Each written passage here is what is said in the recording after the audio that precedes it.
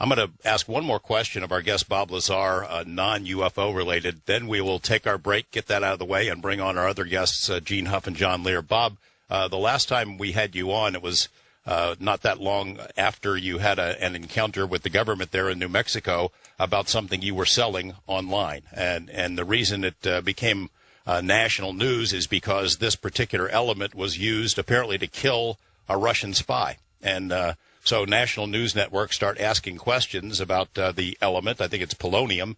And lo and behold, they find this guy in New Mexico who's selling it, right? Yeah, they, I guess, not knowing.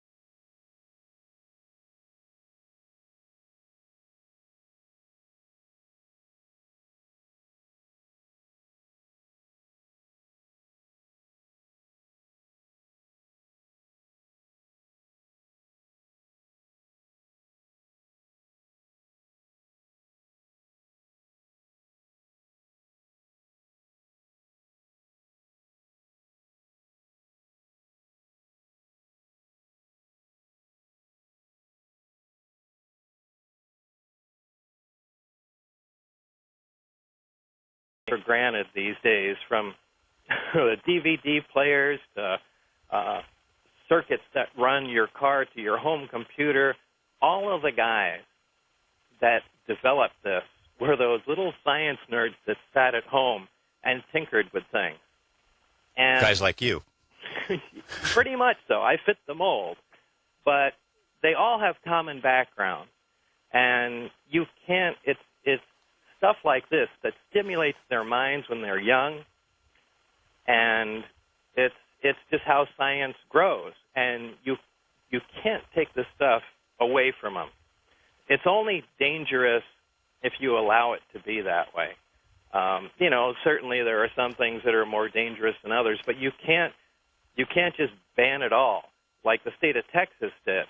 They kept busting meth labs, and again, ignorance seems to lead the way.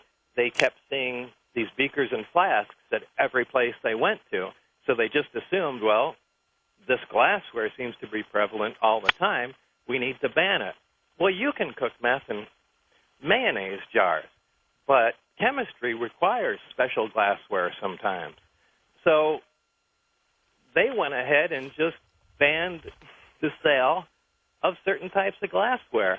Well, moves like that are ridiculous, and you see that more and more often, and we're just trying to do whatever we can to reverse that.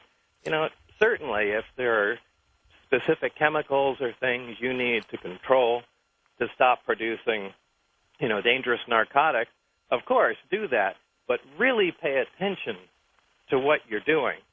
Each time you create a new law and ban something, you take away a freedom, and that can have some really far-reaching effects. Well put. We're going to take our break now. When we come back, we jump into the Area 51 story, 20th anniversary of the UFO's Best Evidence expose, and we'll be joined by John Lear and Gene Huff. Stay with us here on Coast to Coast AM. Welcome back. All right, we're getting right into the story of Area 51. 20 years ago this week, it sort of all came spilling out in a program we produced called UFO's The Best Evidence. The three amigos are here, the three guys who played a central role in that story coming to light. John Lear, who's been a guest on the program many times, Gene Huff, who's a friend of Bob's and mine and has been here as well, and, of course, Bob Lazar. John, I want to start with you. The question is actually for all three of you, but I want you to start it. We get a lot of, even this many years later, a lot of people who write in and say it's a bunch of malarkey, it's baloney, you guys are disinformation agents, you're making this stuff up, it's a scam. I wonder if you take the time and if it's worth the effort to try and convince people that it is real after all this time. Well, what I say is that Bob took us out there at 9 o'clock on Wednesday, March 22nd, 1989, and he told us before exactly what time it was going to come up, a day before. So we go out there and we watch this thing come up and fly around and go down. And I saw it through my Celestron 8 telescope, so I saw it. And the question now is, well, maybe he was just a cook. Well, if he was just a cook, then that means that all they do is, all their secret information goes to the cooks out there. And, Gene, you've sort of been the window to the world for Bob in many respects, answering questions when he doesn't want to answer them. Is it worth it to try and make the argument anymore? For a long time, I think we've just decided to sit back and let things unfold as they will. And George, thanks to you, you courtesy copied me a lot of the emails that get sent to you. And John, I know Bob's aware of this. I emailed it to him. But John, this former senior engineer Boyd Bushman at Lockheed Martin, I guess, has come out saying that, the government does have alien technology and, what it's being tested for and used for.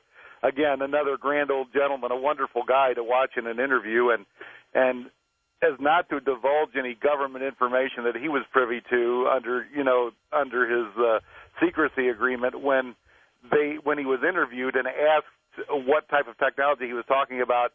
He referred them to the Lazar tape.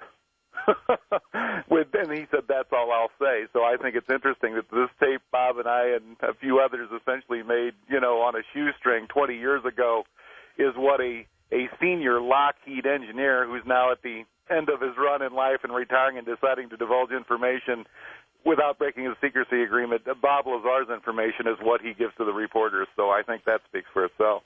Bob, I know what your answer is to this. I'm just wondering, at what point Well, I'll put it this way. People have accused you of being a shark.